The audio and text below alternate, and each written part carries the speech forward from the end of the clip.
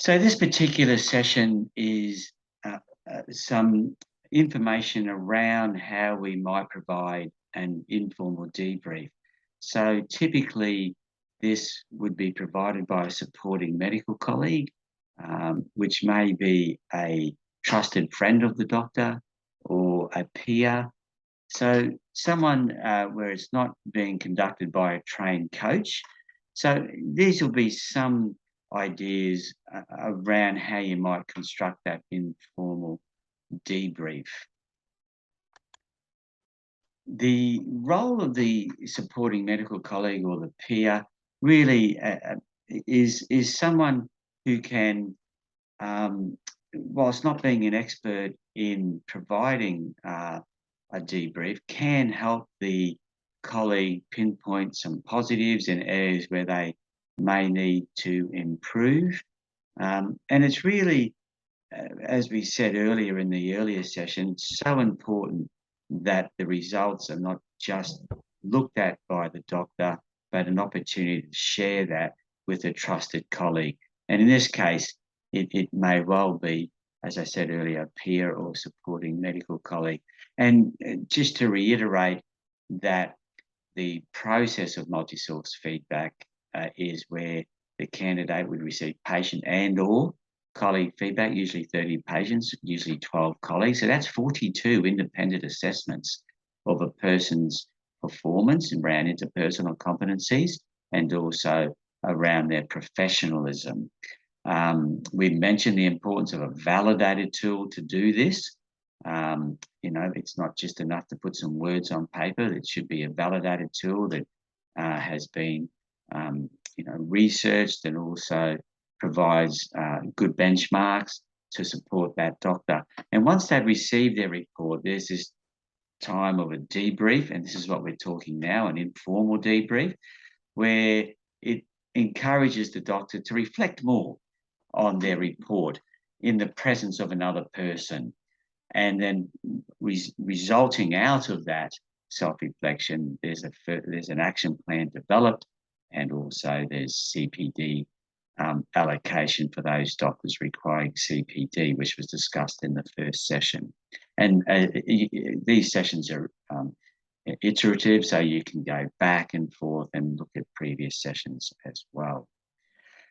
Very quickly, it's important that we understand the framework on which we're hanging this particular debrief, and it's around those 4 points of the R2C2 model, where we spend a little bit of time about the relationship,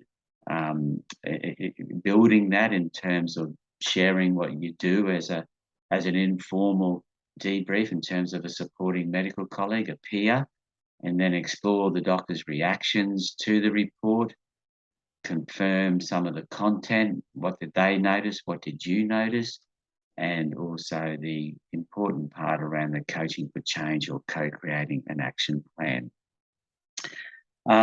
So when preparing for the meeting, that might take place in a number of different ways, but typically you would have received the report, the doctor's report, and you would inform the doctor you've received it, and you would like to set up a specific time and place and to carry out that discussion, whether it be by Zoom or telephone or however, it might be face-to-face. And then it's important that you let your colleague know, and this might be by an email initially, to look at the report, to look at all the feedback, and to hopefully set some insights around what the report is saying. And I would also suggest to them that this is really an opportunity for them to focus more on the report in a safe environment, in an informal way, but a structured way to help them get the most out of the report. It's important that they know it's confidential. You really need to go into the conversation in a non-judgmental way, a curious way perhaps, emphasising that it's important for all professionals to continually learn. We're lifelong learners, and feedback on us as a person, whether it be interpersonal competence or our professionalism is very important. And that it's not really about them or judging them in terms of their personality, but really identifying the behaviours within a personal competency and professionalism. What's the report saying in terms of what we do well and what we might want to focus on for continuous professional development? So that's the context, that's setting the scene. And during discussion, it's important to have open-ended questions. As I said, that sort of curious nature. Tell me more about that. What did you make of that? Those sorts of questions are important to elicit the response. Further on in these presentations, you will hear about common scenarios that both Jocelyn and I have come across in our many debriefs, and that will be important for you too, as an informal person, as a person who's conducting informal debriefs, to get a sense of what you might come up against when in those debriefs, or the types of scenarios that may arise. And I think one of the key things here is to do less of the talking if possible. Allow your colleague to guide the discussion. And I think open-ended questions allow that, and that attitude of I'm keen to learn from you how you perceive this report and where you feel the learnings are. So the less you can say in one sense, the better. And as an informal debriefer, you will, that might be a challenge initially, but I think you will find the tips that we're discussing through these series of seminars should be very helpful. The report is quite extensive. It provides an introduction and some graphical overview of results on the patient and or colleague feedback. I say that because some of your colleagues may have just had patient feedback or just colleague feedback, but typically a multi-source feedback would include both patient and colleague feedback. There's some self-assessment data where your colleague would have commented, usually on completed the colleague feedback component in terms of how they've rated themselves. And there's also some guide for performance reflection and supporting documents in the report. I would familiarise yourself with the report. You know, once you've done it once or twice, you will know it inside out, and that's very helpful for when you come to review other reports in your discussions with colleagues. I mentioned about the graphical overview of results. This is a snapshot. You'll see here both patient and colleague feedback. And you can see if we look at the patient feedback, there's a range of scores from all the benchmarks. So that's the grey coloured horizontal bars. But in those horizontal bars, there's a vertical blue line. That's the median scores of all doctors who have undertaken the patient feedback. So the norms, if you like. And the black crosses are the candidates' scores from their patients. And you can see in this particular case that the candidate has done very well with their patients. In fact, I think in every item, the 13 items, they're above average. So that's quite positive. And you'll also notice the items of the patient feedback tool, apart from questions 1 and 13, are quite focused on behaviours like, you know, warmth of greeting, listening, explanations, the way they reassure people, the way they respect them and allow patients to express their concerns and fears. These are all behavioural elements. So hopefully that you know, provides some material when you're discussing the report. In this case, very positive. And one of the tips, or not so much tips, but common scenarios we come across, and you'll hear about this in later presentations, is when the report is exemplary and the doctor feels there's nothing to learn from this. And we've got some tips about how you might continue that discussion if it gets stuck around the doctor thinking there's no more they can do. But in this particular case, you'll see their colleague feedback isn't as glowing. You'll see that some of the black crosses are below the norms or the medians. Some of them are above. For example, question 7, punctuality and reliability, is above the norm. But there's quite a few of their scores on particular items that are below the norm. You'll also notice some white crosses there, which didn't appear in the patient feedback. Those white crosses are their self-assessments. So they've gone in, the doctor, and self-rated themselves on each of those items. And they will obviously, because it's only one item, they'll either be 0, 25, 50, 75, or 100. And that's why. And this particular doctor's rated themselves excellent or very good mostly. But the scores aren't representing that. So that's an interesting snapshot for me in having done quite a few of these. They do see themselves as very good or excellent, so expecting possibly a good report, and may be disappointed with this colleague feedback result, where quite a few of the items are below the norms, and there may be a very good reason for that.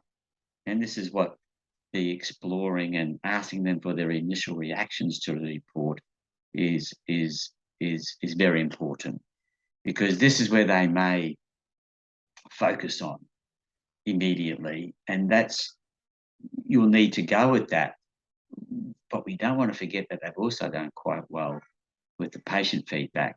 So it's just being aware of that, and part of your preparation as an informal debriefer is to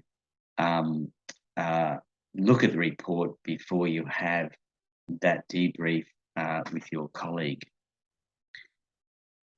There's quite a lot of quantitative data in the report. Here's the patient feedback.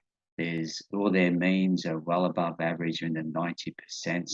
You will find doctors in the 80%, sometimes 70s, and 80% sounds quite positive, but it's important to realise that patients do tend to rate doctors quite highly, around that very good to excellent. A little piece of research that's around that suggests that very good's not good enough. That was some research done in the UK where they explored ratings from patients, and then they went back and interviewed patients who had rated their doctors very good or excellent, but found there were some issues.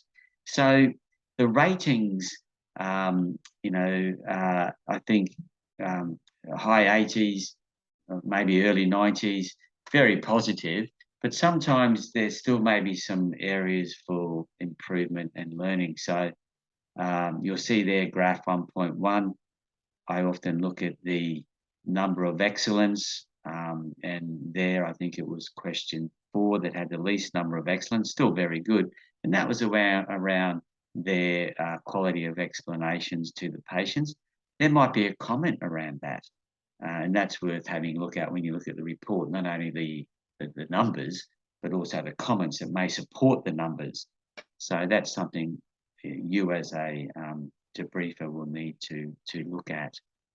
The colleague feedback, it's quite a similar structure for patient and colleague feedback. The colleague feedback has quantitative data as well. In this case, I've just brought up the piece around the actual frequencies. And I often look at both the poor fair columns, making sure there's no ratings there. In this case, there is a 1 rating on fair. It might be the same colleague who's rated questions 8, 9, 11, and 13 fair. And that's, from my experience, not so typical. There is a poor rating as well under ability to manage stress. Not so typical to have a poor or fair rating, but again, there might be some comments that support that, and there might be some reasons for that. And it might be something the doctor may comment on as well. And I often look at the excellent column as well. Where are the highest number of excellence, punctuality and reliability? Where are the lowest numbers of excellence? Around ability to say no is the lowest, and also teaching and training of colleagues. So there might be some reasons for that. You might want to as I said, in your preparation, just circle that. That might be something you may want to bring up. The discussion may not go down that track, and that's fine. But I think if you think it's important, then it might be something you bring up during your discussions. Here again are the norms and the medians. This particular person has a few scores between in the lower, sort of between that 10% and 75% percentile. But again, I think there's enough quantitative data for you to draw out what might be worth looking at here. But please be guided by what's important to the candidate. The self-assessment of data, as I mentioned previously, this particular doctor has rated themselves very good or excellent. So potentially expecting a good report on their colleague feedback. And in this case, the report is really to inform, and it's not a summative report. It's really a formative report to help guide the doctor about things they do well and to keep doing, and about things that they might want to focus on and improve. So I think this report that's being presented here would make for an interesting discussion. I think what I was just quickly looking, I couldn't see any, I apologise, there's any qualitative data in terms of comments, but the reports will have comments, and that's important. And sometimes I've found in the debriefs that there's a lot of discussion around the comments, because you may get comments that are repetitive. So various colleagues are saying, various raters are saying the same thing, and that's usually quite helpful for highlighting. It might be areas of strengths, and sometimes the doctors don't see it. I remember I had to inform one doctor that the word approachable, in terms of positive, they were approachable, had been mentioned 12 times in their comments, and they hadn't noticed really the significance of how. And I asked them, what makes you approachable? And that allowed them to reflect on that. And I said, well, keep doing it, because your scores, are showing that that's one of your strengths. So the report is not something about let's find what we can do better. It's more than that. It's building on strengths and also what might we do better, and that's the change for action. And there's also even a performance reflection guide, what we call a ready reckoner. This one in front of you with the dots. I found quite a few doctors have found this helpful. It also gives a description of the skills. That's the vertical columns. So if there's a particular patient rate, in this particular case, the doctor did quite well. But if you were to choose, something that was low, for example, when I say lower explanations, there are some skills that the doctor might want to focus on. Ask before tell is a beautiful little skill, and it describes it in the report. Just quickly, that just says, before advising a patient what to do, you might want to say something like, I have some information that might be helpful for you in managing your condition. Would that be helpful for you if I shared that? And it really is a respectful way of providing information, ask before tell. And it's really a sharing of power too between the doctor and the patient. So doctors have found this quite helpful, and those skills on that vertical column are all research evidence-based skills. So just that's in the report to help the doctor reflect as well about what they might do differently. And hopefully they would have read the report before they've met with you. And then there's the action plan, which really is something that the doctor needs to come up with 2 or 3 ideas about what they might do going forward. And it might even be doing more of what they do. Typically, though, it's more about how they might improve and do things. And this is co-created with you as a person who's debriefing them. And look, there might be some occasions when they might be blindsided, perhaps, for want of a better word, in terms of something that the results are saying, but they can't see that. And we have some suggestions around that in later scenarios in terms of what we've come up as debriefers, some common scenarios with doctors.